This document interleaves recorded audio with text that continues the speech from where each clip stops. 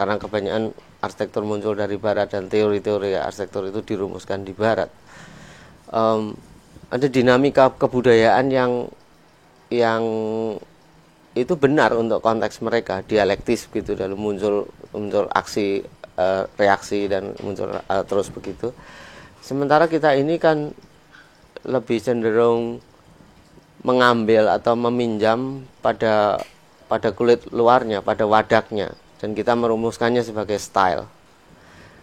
Nah, sikap ini yang menurut saya coba dipikir ulang lah gitu. Jadi kita ini berarsitektur tidak sekedar style, tidak sekedar mencari yang tren, tidak sekedar seperti fashion gitu, datang dan pergi. Tapi ada persoalan-persoalan kebudayaan yang menurut saya harus lebih otentik dirumuskan dan digumuli. Dan itu tidak datang dari luar, tapi dari dalam menurut saya. Kita tidak menolak, tidak anti terhadap kemajuan teknologi atau pemikiran-pemikiran yang baru, tapi selalu bergerak dari dalam gitu. Tidak sekedar ambil luar lalu diterima atau dimasukkan gitu dari luar, tapi evolutif dari dalam, organik dari dalam. Pengennya begitu.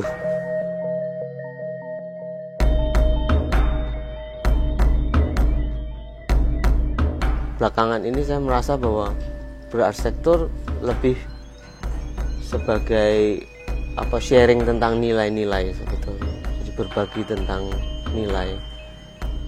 Ya tentu pandangan tentang ruang, tentang waktu, tentang konstruksi, tentang material, juga tentang kegiatan masih ya sebenarnya. Tapi kemudian kayaknya akhirnya juga semua itu hanya media sebenarnya. Medianya mengarahkan kepada kepada kita berbagi tentang nilai sebetulnya.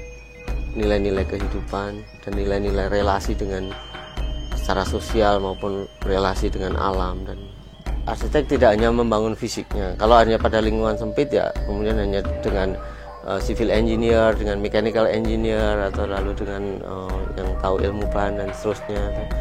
Tapi berarsitektur dalam arti berkebudayaan itu berhubungan dengan manusia dan itu lintas disiplin menurut saya. Jadi arsitektur bukan sesuatu yang terisolir benar pada dirinya sendiri, tapi sebenarnya tentang kaitan-kaitan yang dia bangun dengan sekitarnya. Saya kok merasa itu penting saat ini.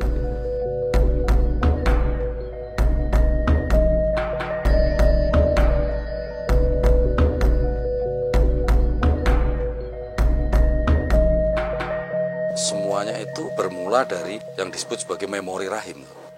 Nah, di rahim itu kan janin ya, berada dalam situasi yang sangat aman. Ya, dia dilindungi oleh air ketuban, oleh rahim itu sendiri. Dan di situ terjadi komunitas pertama yang paling kecil. Nah, ketika bayi lahir, itu alienasi pertama terjadi. Pertama, dia terpisah dari induk, dari ibu. Kedua, dia terpisah dari komunitas kecilnya. Begitu dia hidup dan mengalami kehidupannya, di bawah sadar, kerinduan akan situasi aman dan nyaman di rahim tadi terbawa terus. Sehingga dia ingin keamanan dan kehangatan tadi terbentuk. Itulah sebabnya orang membentuk rumah. Impian saya untuk mempunyai rumah dengan halaman yang luas. Lalu benturan dengan kenyataan saya bahwa seniman itu penghasilannya kecil, itu kan memerlukan waktu yang panjang. Nah, sehingga selama sekian tahun itu saya nggak punya rumah. Bapak saya itu kalau nengok saya selalu, kowe sekolah dhuwur-dhuwur ora dadi pegawai, orang duwe rumah. Terus dia bilang, keong aja punya rumah, oh kamu nggak punya. Seseorang membangun rumah itu tidak banyak, artinya dalam rentang hidupnya itu sekali, kadang 2 kali, nggak lebih dari itu. Membangun rumah itu sesuatu yang sangat penting sekali, itu tonggak dalam kehidupan seseorang. Nah, peristiwa yang maha penting dalam kehidupan seseorang ini mestinya sebaiknya tidak diserahkan oleh arsitek saja. Jadi saya tahu posisi itu, sehingga kalau toh kemudian saya diminta mendesain sesuatu rumah, saya akan menempatkan diri menjadi partner diskusi. Atau metafor yang sering saya pakai adalah sebagai bidan yang membantu persalinan itu. Tapi anaknya tetap anaknya sana. Nah, saya memberikan kontribusi berdasarkan pengalaman dan pemikiran, dan kemudian mengorek impian-impian, keinginan, tapi termasuk kebutuhan-kebutuhan bawah sadarnya, nilai-nilai yang mereka miliki gitu. Karena membuat rumah bukan sekedar membuat rumah fisiknya, konstruksinya, berapa meter persegi kebutuhannya, itu juga. Tapi yang penting bagaimana bisa menemukan nilai rasa antara klien itu dengan rumahnya. Sehingga rumah betul-betul bisa menjadi tempat istirahat atau relung bagi jiwanya, bukan bagi wadaknya saja gitu.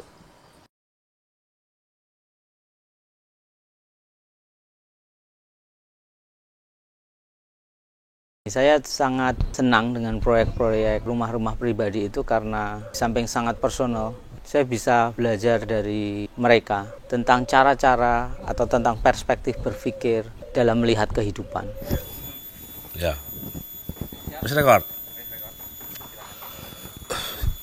Tahun 90-an, 97 sebelum saya mempunyai rumah ini, suatu kali saya itu bertamu di rumah pembuat topeng tradisional di Desa Krantil, Bantul, Pak Warno Waskito almarhum.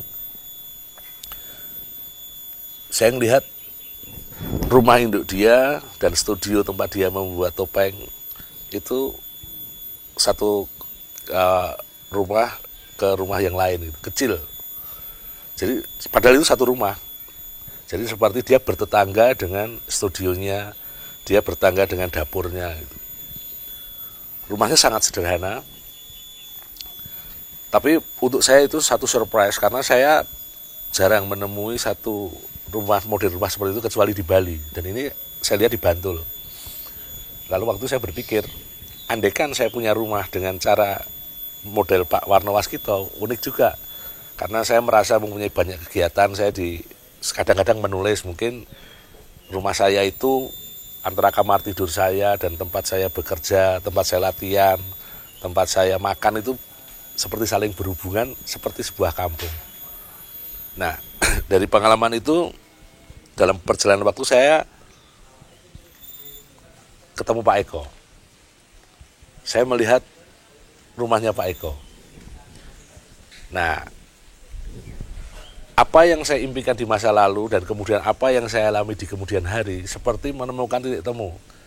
Saya lihat rumahnya Pak Eko itu juga menyerupai apa yang saya lihat di Pak Warno Waskito. Nah, saya merasa kayaknya ini memang saya digiring untuk ketemu, jodohnya ketemu. Sehingga saya sudah berpikir, ini saya saatnya akan membuat rumah dan saya akan berkemungkinan mendapatkan satu rumah seperti yang saya impikan tadi, rumah yang seperti kampung. Jadi di dalam rumah kita saling bertetangga dengan bagian-bagian dari unsur rumah. Berada di satu lingkungan masyarakat pedesaan di Desa Kembaran sini, sejak awal menjadi satu kesadaran saya untuk tidak ingin terlepas dari atmosfer yang sudah ada, atmosfer pedesaan. Maka saya kepengen andaikan saya punya rumah di sini, itu rumah yang terintegrasi dengan lingkungan saya. Saya tidak ingin menjadi bagian yang terpisah. Nah, salah satu konsekuensinya adalah saya tidak ingin membuat rumah sinetronan, rumah Spanyolan, rumah yang mengkilap. Karena atmosfer yang ada di desa ini ya memang atmosfer yang tidak mengkilap. Tidak ada di sini satu rumah yang ada pos satpam di depan rumah. Tidak ada pagar yang mengkilap. Tidak ada genting yang glasir. Nah, di proyek-proyek rumah-rumah itu saya mencoba membuat sesuatu, menginsertkan sesuatu di situ. Tapi bagaimana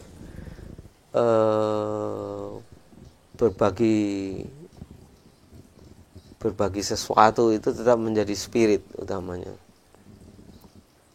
Misalnya ya tentang pagar, tentang taman, tentang keberadaan pohon, tentang orientasi bangunan dan pemilihan material. Saya kira itu menjadi penting bagaimana objek baru yang dimasukkan di situ itu bisa menyatu dengan sekitarnya.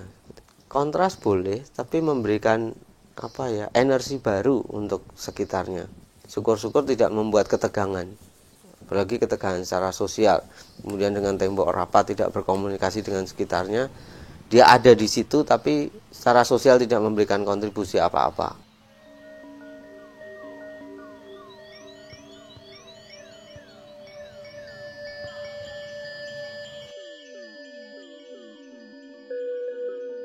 Kenapa kita memberikan perhatian pada detail misalnya, atau memberikan perhatian pada artikulasi material atau seterusnya?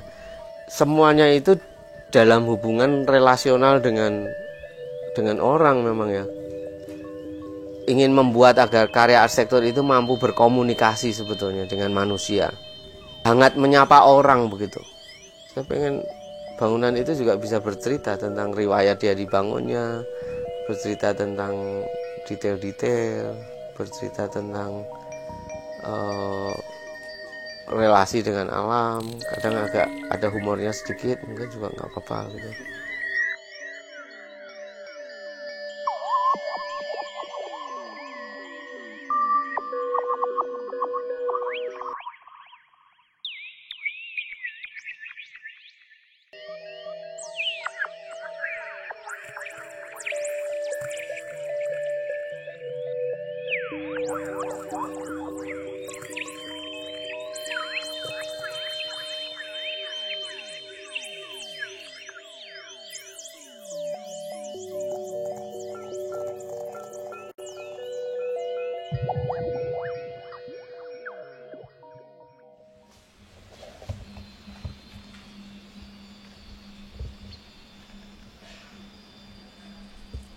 Lingkungan sekitar sebetulnya memberikan banyak sekali informasi, dan saya pikir kita harus ada kerendahan hati tapi juga kepekaan untuk memahaminya, untuk kemudian kita manfaatkan ulang, kita cari prinsip-prinsipnya supaya itu bisa menjadi awalan dalam mewujudkan arsitektur dalam konteks kekinian.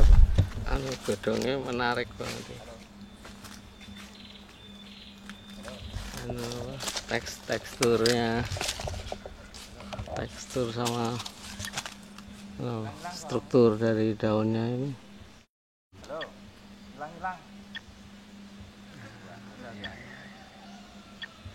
Saya belajar banyak dari tradisi sebetulnya, karena tradisi ini sebetulnya merupakan endapan dari pemikiran-pemikiran atau jejak pencarian dalam waktu yang sangat panjang. Di dalamnya terdapat prinsip-prinsip yang universal, seperti misalnya sikap terhadap alam, bagaimana memilih dan memperlakukan material, bagaimana bersikap terhadap lingkungan sekitarnya dengan sesama masyarakat misalnya sebenarnya. Kita tidak bisa mewujudkan satu karya arsitektur yang sama sekali baru. Kita membutuhkan satu awalan untuk mewujudkan sesuatu itu. Dan saya pikir tradisi merupakan pijakan yang kuat. Kita hidup dalam tahapan di mana komunikasi, kebudayaan, pencampuran kebudayaan, lalu lintas informasi yang sangat kompleks sekali. Kita tidak lagi dalam keadaan yang terisolasi dan tertutup. Saya kira itu realitas yang harus kita terima. Tapi persoalannya adalah bagaimana agar kemajemukan itu atau elemen-elemen itu memiliki makna dalam kehidupan itu. Jadi kita harus secara sadar memilih, harus secara sadar mempertemukan, harus secara sadar merangkai agar pertemuan-pertemuan itu, persinggungan-persinggungan itu memiliki makna. Kalau kita lihat arsitektur tradisional, sebenarnya apa yang ditawarkan? Di samping keakrabannya dengan alam, tapi juga ruang-ruang, nuansa ruangnya itulah yang ditawarkan. Jadi berbeda dengan kalau kita mendesain berdasarkan program. Oh, ini ruang duduk, ruang tidur, ruang makan. Jadi ruang itu sudah dibagi, didefinisikan menurut fungsi.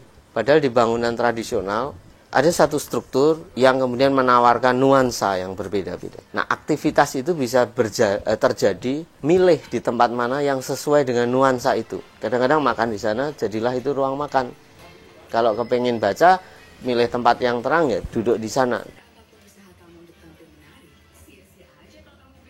The other thing I really like about it is the openness, not being boxed in.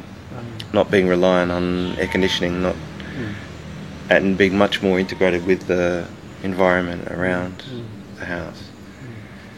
And that's something I still feel like I'm trying to do more and more of, is try to get more plants inside the house, get more house outside the house, like, just break down the separation between what is a house and what is not a house.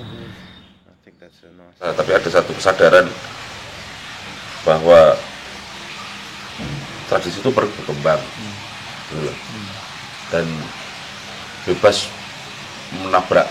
Kalau dalam konteks waktu tadi dia bisa menembus kemana-mana, dan kita sadar betul bahwa kami hidup dalam zaman atau waktu yang menurut saya itu masa berungsungi, masa transisi perpindahan tadi.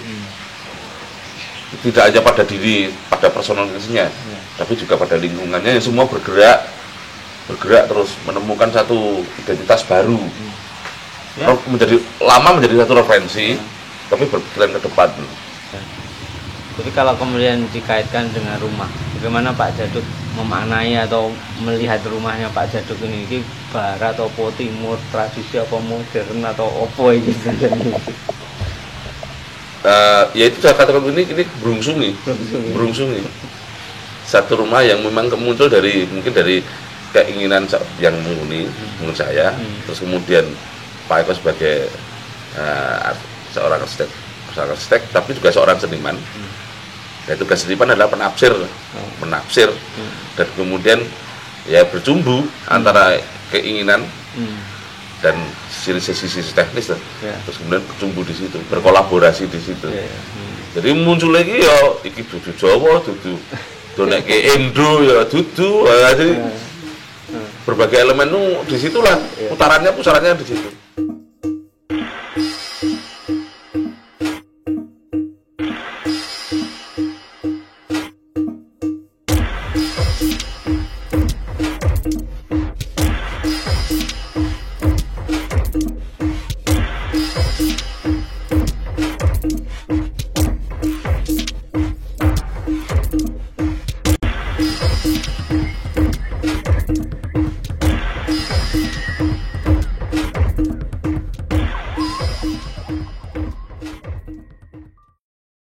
Satu hal yang menarik dari saya adalah kesadaran dari Pak Eko bahwa satu karya arsitek itu hendaknya membawa kemanfaatan ekonomi dan sosial bagi banyak orang ketika karya itu diwujudkan.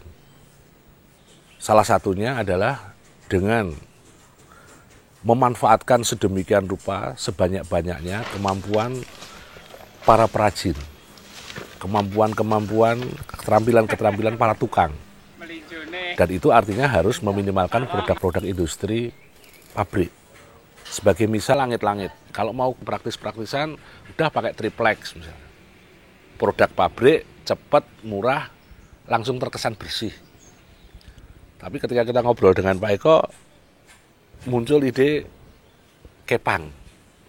Semula saya juga nggak ngeh, tapi lama-lama itu menjadi satu kesadaran saya bahwa dengan kepang itu jelas sekali itu mau dibuat secara manual oleh seseorang yang memang perlu disupport kegiatan craft-nya itu, kegiatan menjual keterampilannya. Kalau misalnya tidak lagi ada orang yang mau menggunakan kepang, kemudian para perajin yang dahsyat-dahsyat itu. Kalau semua arsitek itu pikirannya seragam, cuma mau memenjara orang dengan rumah-rumah yang indah secara fisik, maka yang perlu dipertanyakan kemudian adalah, lalu fungsinya apa arsitek itu kepada para tukang-tukang yang pintar, yang terampil, kepada para perajin-perajin yang luar biasa keterampilannya.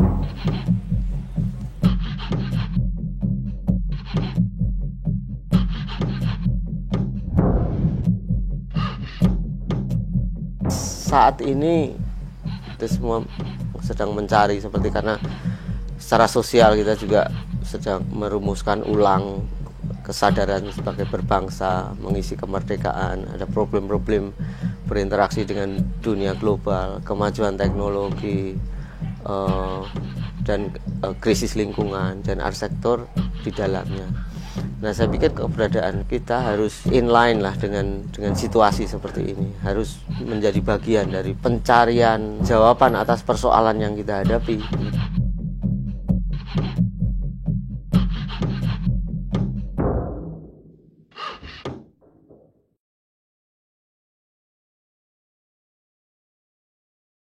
Rupanya kedekatan dengan seniman-seniman kontemporer itu juga memberikan wawasan pemikiran yang baru, membuat saya lebih terbuka dan saya belajar banyak dari mereka. Dan juga menemukan bahwa berkesenian ini adalah juga dibutuhkan untuk memaknai kehidupan, untuk mengartikulasikan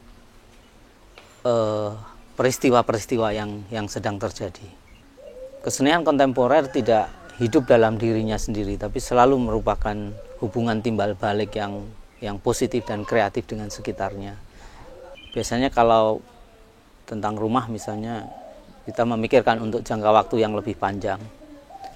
Tentu lebih banyak terikat dengan aspek-aspek yang fungsional. Sementara untuk karya-karya instalasi seni, lebih pada prosesnya, lebih pada nilai-nilai yang ingin diartikulasikan. Karena keberadaan instalasi itu relatif pada waktu yang lebih pendek. Tapi pada karya instalasi seni itu juga ada aspek lain yang menarik, yaitu kemungkinan keterbukaannya. Karena dalam arti kita tidak bisa merencanakan secara fungsional semuanya di depan, tapi itu merupakan satu struktur yang terbuka.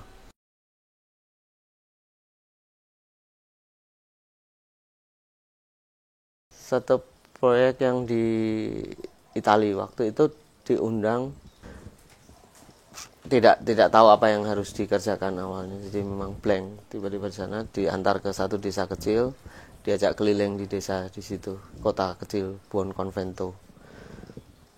Silakan milih site yang mana dan silakan buat karya di situ. Nah, saya mulai dengan ngobrol-ngobrol orang, ada persoalan apa di sini. Ada keluhan petani yang mereka tidak, kontribusi mereka kurang dilihat. Ada persoalan alam, ada persoalan turisme, ada persoalan yang lain, ngobrol-ngobrol dengan beberapa orang. Lalu saya milih satu spot. Yang spot itu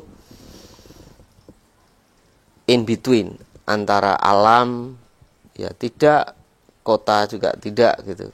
Di area yang sangat kabur ini, saya memilih site itu gitu. Dan karya yang dipilih dibuat dari bahan yang ada di sana. Ketika itu dari kereta api dalam perjalanan dari Roma ke Florence, saya melihat yang kemudian saya tahu bahwa itu jerami gitu. Dari mereka panen gitu, dan jeraminya dibuat silinder-silinder. Menurut saya itu sudah jadi elemen landscape yang sangat bagus sekali di situ. Nah, saya menggunakan bahan-bahan itu kemudian menyusunnya ke atas untuk menjadi satu konstruksi arsitektur yang seperti monumen begitu. Jadi ini monumen bagi petani, monumen bagi alam juga.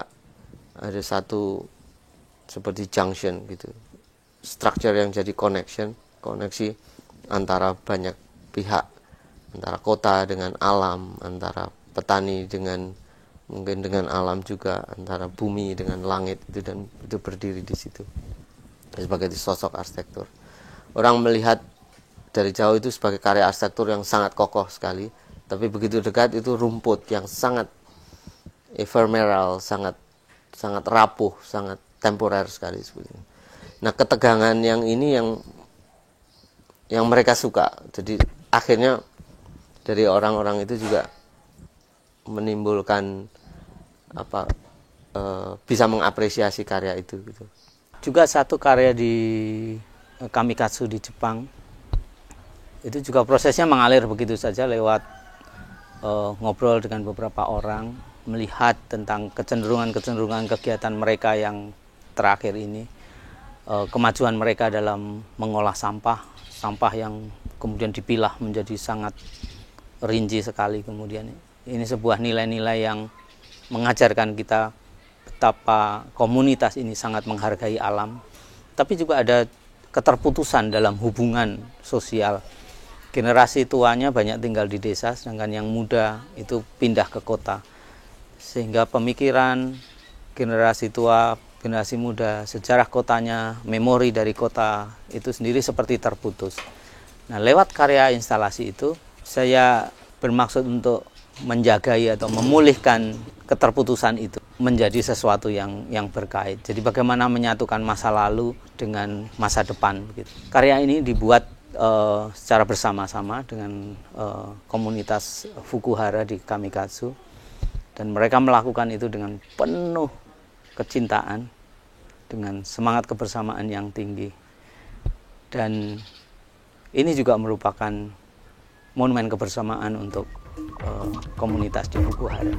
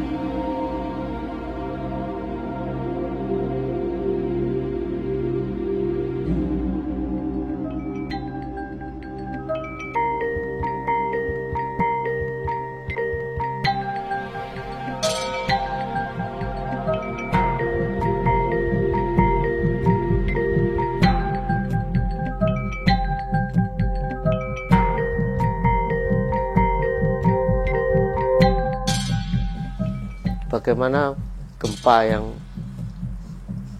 meluluhlantakkan ini masih ada semangat yang tidak hilang dari itu. Ini yang menurut saya sangat penting. Bagaimana satu komunitas ini bisa bangkit dan bisa menerima bencana itu. Mereka tidak melihatnya sebagai bencana sebetulnya, tapi ya sebagai irama alam yang memang harus begitu, dan tidak bisa menghentikan kehidupan mereka. Sejak hari pertama gempa, beberapa orang di situ ya mulai bersih-bersih, mulai memikirkan bagaimana melanjutkan hidupnya. Saya belajar banyak dari mereka tentang daya hidup. Inilah yang membuat bangsa ini ada, yang membuat satu komunitas ada, itu adalah life force ini. Itu kumpulan bermacam daya-daya yang ada di software yang ada di dalam bangsa atau komunitas itu. Kebetulan mereka memiliki keterampilan membangun.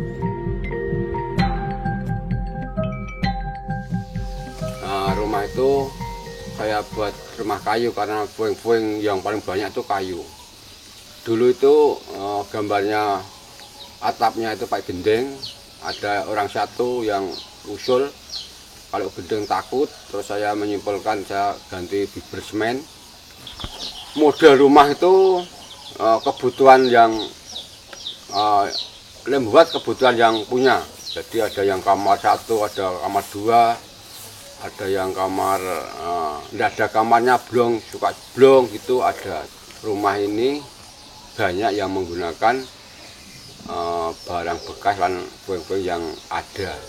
Ada yang punya gebyok, ada yang punya jendela, ada yang punya pintu, ada yang hancur tidak punya apa-apa lagi lah. Saya tiap hari keliling, tiap hari survei, ini harusnya disingkirkan, saya pakai lagi tentang untuk di mana letaknya.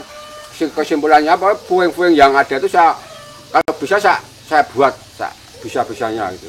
Itu diarahkan Pak Mariono atau itu spontanitas warga sendiri, Pak? Ini mau dipasang gimana begitu? Jadi itu dia sudah jadi rangka.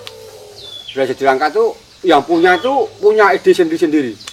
Gue kan tutup keong seperti papan, tak ini tutup keong gede, ada yang bambu. Itu macam-macam.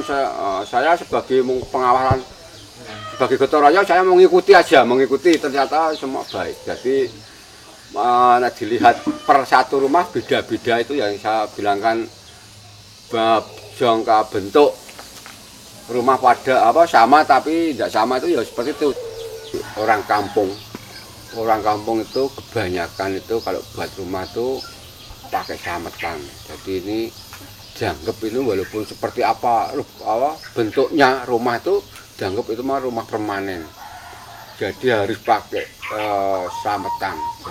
Itu tradisi. Sampai sekarang itu pun masih ada. Jadi kalau enggak ya rasa di hati mungkin nempati pun tidak seret. Kalau sudah namanya diselamati, walaupun itu ada apanya, ada demennya, tetap itu sudah mantap. Nah, itu. Coba Pak Eko lihat dulu waktu penyerahan seperti apa, terus sekarang selama 3 tahun seperti apa, mungkin Pak Eko bisa membayangkan loh, dulu ngono wit-witan, tanaman, sekarang sudah ada, dulu keramik, sekarang keramik, mungkin Pak Eko sering-sering lihat, Ya, sangat. nah, mungkin perkembangannya banyak, ada ditambah-tambah, ada yang tambah teras, ada yang di keramik, ada yang jadi rumah itu masih diperkembangkan.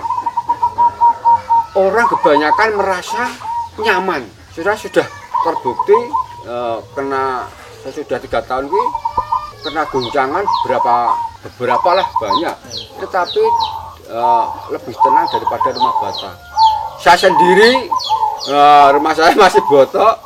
Ini saya gara ada guncangan malah saya yang merasa takut. Orang-orang itu malah keluarnya pelan-pelan. Ada lindu lagi ya gitu. Kalau dulu, waduh, balapan sekarang enggak.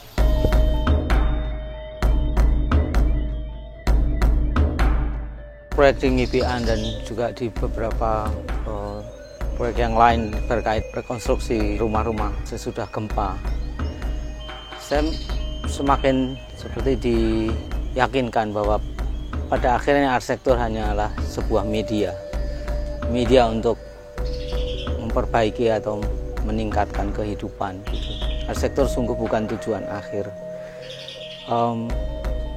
Saya juga semakin percaya bahwa kekuatan komunitas, nilai-nilai kebersamaan dalam komunitas merupakan aspek yang sangat penting untuk